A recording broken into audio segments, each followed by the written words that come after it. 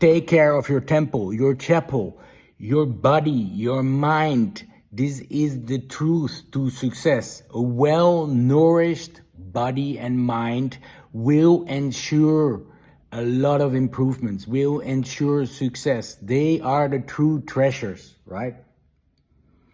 Physical and mental well-being is number one before you do any other things. So first, take care of your precious temple, your precious chapel. Please do. Yallah, please do. Temple Hunter stands for this too. And what improvements can you make to mentally and physically improve, to be well nourished? And how do you take care of it? It starts with you deciding. Yalla, let's go.